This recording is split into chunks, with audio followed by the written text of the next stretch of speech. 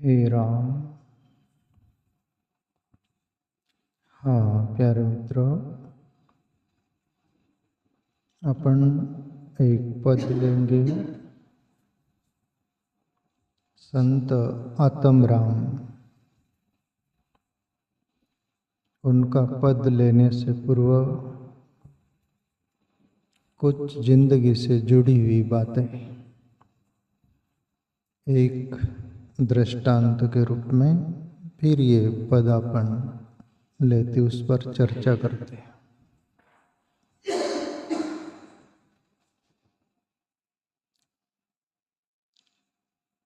प्यारे मित्रों, एक ग्राहक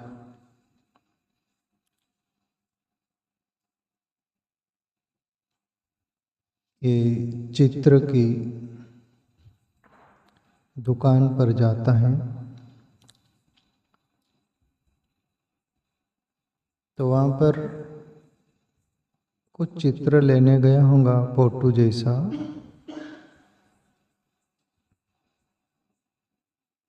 तो वहाँ पर देखा एक चित्र ऐसा था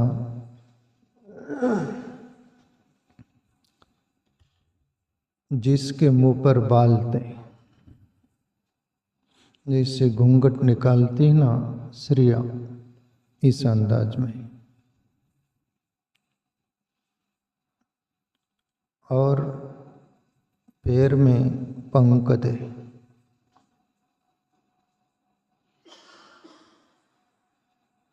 और पीछे गंजापन था सर को, पीछे बाल नहीं थे। अभी आप लोग भी सुन रहे होंगे तो आपको भी आश्चर्य लग रहा होगा, ऐसा भी कोई मनुष्य रहता है क्या। सही स्वाभाविक और ग्राहक को अचंबा लगा, विस्मितता हुई कि ये कौन सा गजब का चित्र है। दुकानदार से प्रश्न करता है ग्राहक कि भाई साहब, ये चित्र खरीदने से पहले तो इसका राज बताओ हमको कि सर पर आगे बाल है, पैर में पंख है और पीछे आधा सर को गंजापन है। ये तीनों राज बताओ, और ये किसकी मूर्ति है, किसका चित्र है, ये कौन, ये भी बताओ। दुकानदार बोले कि ये चित्र है समय का,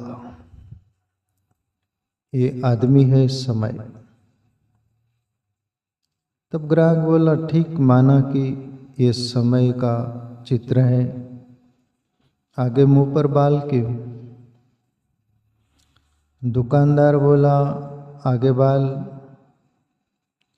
इसलिए कि अक्सरशः मनुष्य के सामने समय मौके के रूप में आता है हमारे जिंदगी में, पर मनुष्य उस समय को देखता नहीं।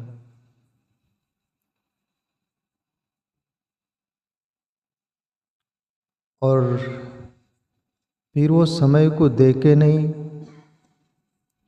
देरी कर दे तो वही समय का पैर में पंख होते हैं वो उड़ जाता है। तुमने समय की कदर नहीं की। जैसे अपन नहीं बोलते अरे वो समय आया था पर समय चला गया, समय मिला था पर समय चला गया। दुकानदार बोलता है ग्राहक से कि समय की कदर नहीं की तो फिर जैसे इस चित्र के पैर में पंख है, समय उड़ जाता है, चला जाता है, और फिर आप पछताते हो, देरी कर दी थी, कर दिए, और फिर उस समय को आप पकड़ना चाहते हो। तो वैसे ही पीछे गंजापन जो है वहाँ बाल नहीं है और आप उसको पकड़ना चाहते हो, वो समय हाथ से फिसल जाता है, फिर हाथ नहीं आता। पर मुंह के सामने जो बाल के रूप में था, आप समय रूपी बाल को पकड़ सकते थे। समय रूपी बाल को आप पकड़ सकते थे, आपके हाथ में था, बाल पकड़ा सकते हैं, गंजापन पकड़ा था नहीं। ऐसे ही जिंदगी में हम समय को नदारत कर दिए, नजरअंदाज कर दिए, देरी कर दिए, तो फिर समय अलविदा हो जाता है, पकड़ाता नहीं। अभी यहाँ बात तो पूरी होती, पर थोड़ा सा मैं प्रकाश डालूं इस पर। प्यारे मित्रों, मनुष्य बोलते रहता है, अरे हमको समय ही नहीं मिला, हमें समय ही नहीं मिलता। पर समय मौका ही मौका देते रहता है जिंदगी भर। पर मनुष्य की चालबाजी जो है, वो समय की कदर अदर नहीं करता, और फिर ये जिंदगी का ह्रास हो जाता है, और फिर समय नहीं मिलता। तो प्यारे मित्रों, समय का दुरुपयोग मत करिएगा। अपन सब समय मिला है, समय में हमको क्या कर लेना है। एक साधुश्री हुई, उनका एक भजन है, मैं सुना हूँ कि बिजली जब कौनती है ना, उसमें प्रकाश होता है, उतने ही समय में बोले सुई जो होती है उसमें धागा पुरोई लेना। आप बोलोगे प्रकाश होगा, दिन निकलेगा, तब धागा पुरोया जाएगा। नहीं नहीं, समय ज़्यादा नहीं मिलता, जितना मिल जाए उसका स्वागत करिएगा। प्यारे मित्रों, कहाँ बरका फसल सुखाने, कहाँ पछताने समय बिताने।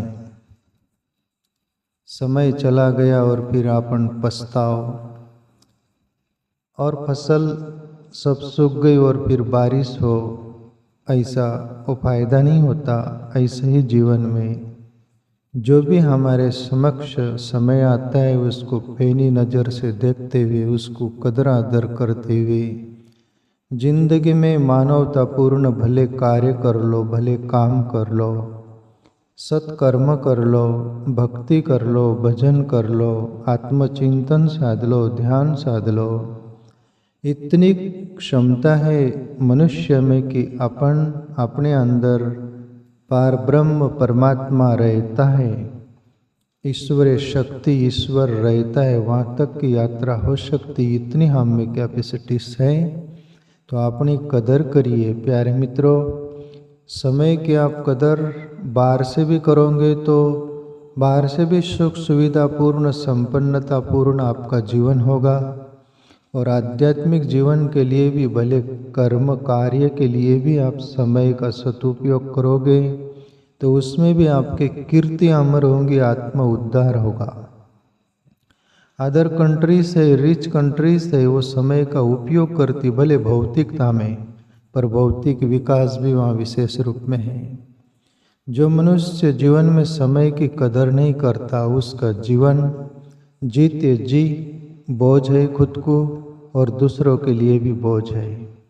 इसलिए समय की कदर आदर करते हुए अपन जिएगा प्यारे मित्रों। आत्मराम जो संत है, उनका पद अपन ले। वो क्या बोल रहे, एक एक शब्द।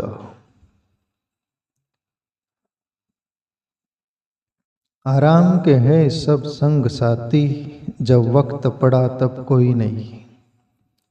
या मतलब के है लोग सभी, दुनिया में किसी का कोई नहीं। ये अपन सबके जीवन में रियल प्रैक्टिकली रोज अनुभव होता है। तो इसको समझे हम बेमतलब का फूलते हैं, वो मेरा है, ये मेरा है, ऐसा है वैसा है। नहीं नहीं नहीं नहीं, सब सुख के साथी दुख में न कोई। मेरे राम एक तेरा नाम, साचा दूजा न कोई वाली बात। यही सच्चा है। आराम के है सब संग साथी, जब वक्त पड़ा तब कोई नहीं। तुम्हारे जिंदगी में सुख है, धन दौलत है, सब तरह से तुम किसके काम आ सकते हो, तुम्हारा कुछ काम आ सकता है तो तुम्हारे आगे पीछे लोग फिरेंगे। और जब तुम काम के नहीं रहे तब तुमको किनारा कर देंगे। इसलिए ये दुनिया का दस्तूर देखकर जिएगा। प्यारे मित्रों, दुनिया के नाद में लगकर, दुनिया जिधर बम उधर हम, एक संत बोलते थे ये दुनिया दो फूक की है। एक फूक मारो तो भड़क जाती, दूसरा फूक मारो तो पास आ जाती। वो संत की बात बोलता हूँ ना, वो संत बड़ी समय शॉर्टकट बोल रहा हूँ, ज़्यादा समय ना। वो संत भरी सभा में थे, लोग मान रहे थे कि बहुत बड़ा गुरु है, संत है। सभा के बीच पेट में गैस हुई, जिसको बोलते वो पेट से गैस निकलती है ना, जिसको बोलते सीधा भाषा में बोलूँ तो पादना। और गैस निकली तो सब भड़क गए, अरे कहीं महाराज में दम नहीं। तब वही संत जाने लग गए तो एक चिड़िया रास्ते पर मरी हुई थी, उसको उठा लिए और ऐसे फूक मारे और चिड़िया उड़ गई तो सब पास आ गए, बहुत पावरफुल महाराज है। एक फूक में उड़ जाती दुनिया, एक फूक में आ जाती है। दुनिया के नाम में नहीं लगना, ईश्वर भजन करना। आराम के है सब संग साथी, जब वक्त पड़ा तब कोई नहीं। या मतलब के है लोग सभी, दुनिया में किसी का कोई नहीं। या सब मतलब की यारी है, या दुनिया में किसका कोई नहीं। प्यारे मित्रों, ये दस्तूर समझ में आ जाए तो फिर आप चौकन्ना होकर जियोगे और कीमती समय अपने आत्मचिंतन में दोगे, भले कार्य में दोगे, जिससे हमें वो काम आए। आगे बोले संत,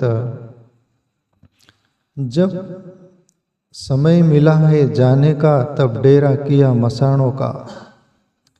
वहां जलाने वाले लाखों थे पर जलने वाला कोई नहीं।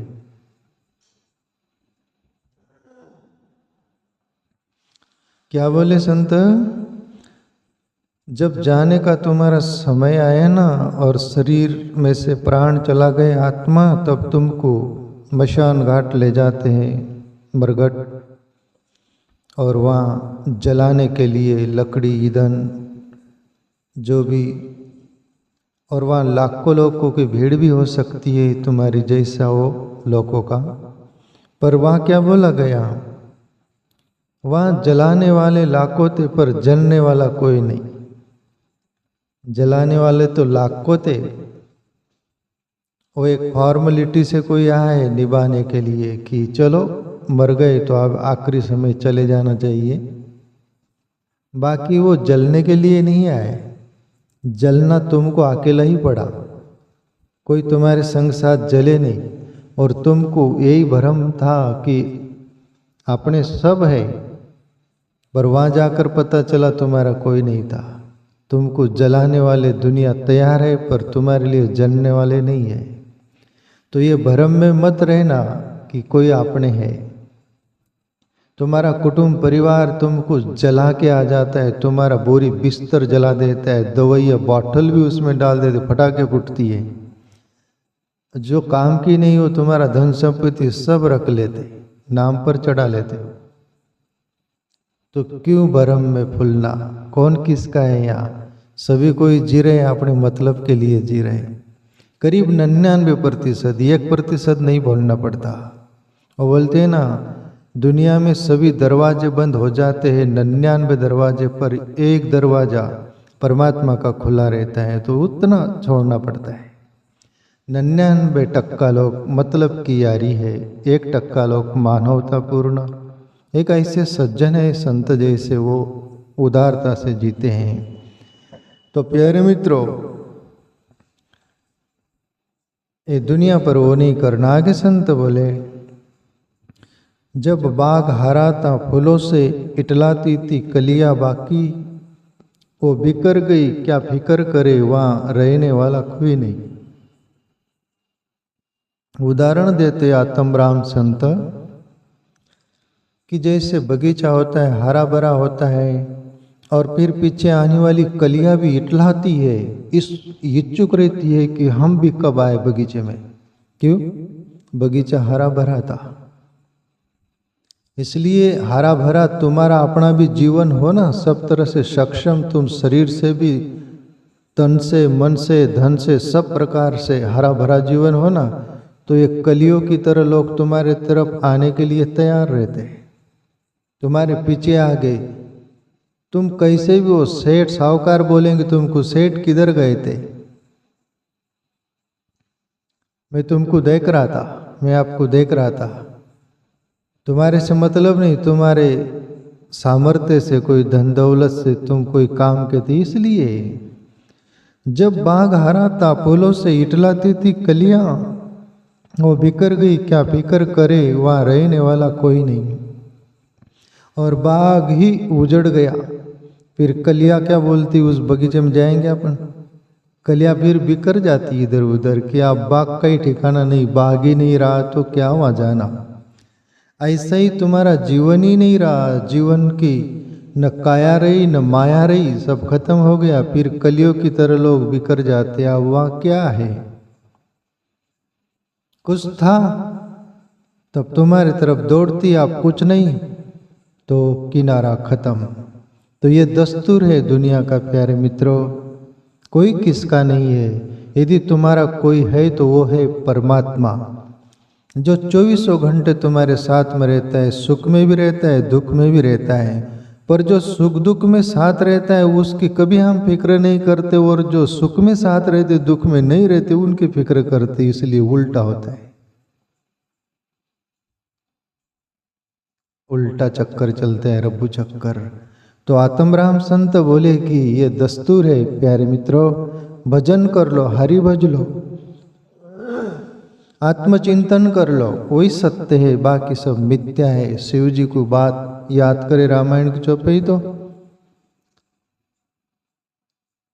उमा कहूँ मैं अनुभव अपना, सतहरि भजन जगत सब सपना। शिव जी बोलते कि उमा एक सत्य परमात्मा का भजन है, बाकी ये जगत सब मिथ्या है, ये मेरा अनुभव है। और हम मिथ्या को अपना मानते और सत्य को पराया मानते, जैसे उसके बारे में फिक्र ही नहीं। जब बाग हरा था, फूलों से इटलाती थी कलियां, और बिखर गई, क्या फिक्र करे, वहां रहने वाला कोई नहीं। आगे बोले संत, आखिरी पंक्ति में नहीं, आखिरी नहीं, और 2 पंक्ति है। दर्दी दिन रात रुला करते, बेदर्दी हंसते और खिलते। वहां सुनने वाले लाखों थे, समझाने वाला कोई नहीं। या दुनिया में दर्दी लोग हैं ना, रात दिन दर्द में दबे रहते, दुखी रहते, पर उनसे जानने वाले लोग भी हैं ना, वो हंसते और खिलखिलाते रहते कि अच्छा हो रहा है। अभी जैसे उदाहरण ले लो, महाभारत की द्रौपदी दर्दी थी, वो सभा में, कितनी सभा थी, वरिष्ठ लोग थे, भीष्म पितामह, द्रोणाचार्य, गुरु से पितामह, बुजुर्ग, सब दिग्गज पांचों पति बैठे, बहुत बैठे हैं। और द्रौपदी दर्द में चिल्ला रही, रो रही है, और दुशासन वस्त्र हरण, और दुर्योधन बोलता है, वो हंस रहे हैं सब। ऐसी स्थिति है, दर्द में द्रौपदी दब रही है, और ये कोई हंस रहे हैं, कोई देख रहे हैं, पर कोई बोल रहे क्या। दर्दी दिन रात रुला करते, बेदर्दी हंसते और खिलते। वहां सुनने वाले लाखों थे, समझाने वाला कोई नहीं। इतने इतने बड़े दिग्गज थे, कोई समझाए क्या, समझा पाए क्या। तो ये दुनिया का दस्तूर है, तुम्हारा दर्द जो होगा ना, तुमको ही समझना पड़ेगा। द्रौपदी ये समझकर सबसे आशा की थी, सहायता मांग रही थी, भीष्म पितामह, द्रोण, आप इतने वरिष्ठ हो, सब कुछ, आप ये क्या देख रहे हो, आप कुछ बोलो ही इनको। मेरा वस्त्र हरण कर रहे, मुझे नग्न करना चाहते, पर कोई बोला न, सब देख रहे थे। तो प्यारे मित्रों, तुम्हारे अपने जीवन में जब दुख आता है ना, वो तमाशा देखने वाले यहाँ बहुत है, पर वो दर्द को सहयोग करने वाले, उसको सपोर्ट करने वाले एक आधा होगे कोई, बाकी तो नहीं के बराबर। आखिरी पंक्ति में आत्मराम संत बोलते हैं, ये ख्याल जगत कैसा है और यार सभी का पैसा है। आत्म का कहना ऐसा है, समझाता सुनता कोई नहीं। ये ख्याल जगत कैसा है और यार सभी का पैसा है। बोले जगत का जो दस्तूर, इसका ख्याल कैसा है? बोले तुमको समझ में आया? और यार सभी का पैसा है, सभी का यार जो है पैसा है। कबीर का एक पद की पंक्ति याद करो तो, भाई सब पैसे के भाई, अपना कोई नहीं। जबलक पल्लो पैसा होगा तबलक सब कोई सलाम करे। अपना पैसा निकल गया तो कोई मुंह से मीठा न बोले। भाई सब पैसे के भाई, अपना कोई नहीं। सब कुटुंब परिवार से लेके, सगे संबंधी से लेके, दुनिया से लेके तुम्हारे पैसों से यारी रहेंगी, और पैसे खत्म तुम्हारी तरफ देखेंगे भी नहीं और बोलेंगे अब क्या है उसके पास, अरे वो जा रहा है, वो जा रहे, ये ऐसे चलो साइड से चलो, वो अपने को देख लेंगे और कुछ मांगेगा। ये ख्याल जगत कैसा है और यार सभी का पैसा है। आत्म का कहना ऐसा है, समझाता सुनता कोई नहीं। आत्मराम संत बोलते हैं कि मैं बोलता हूं सभी को, समझा रहा हूं सभी को, पर सुनता कोई नहीं। कबीर भी बोले साच को माने नहीं, झूठे जग पतियाना। साच कहूं तो मारन द्यावे, जग की उल्टी रीत। सच्चा बोलने जाता हूं तो मारने दुनिया दौड़ती है, कोई नहीं। और झूठे बोलते उसके पीछे बहुत चलते हैं, ये दस्तूर है। तो आत्मराम संत के प्यारे मित्रों, हम सुने तो यहाँ सभी यारी पैसों की है। तुम्हारी कुछ वर्चस्व है, तुम किसके काम के हो तो उससे मित्रता है, तुम्हारे आत्मा से नहीं, मानवता पूर्ण नहीं। तो भजन करो, हरिचिंतन करो, आत्मचिंतन करो।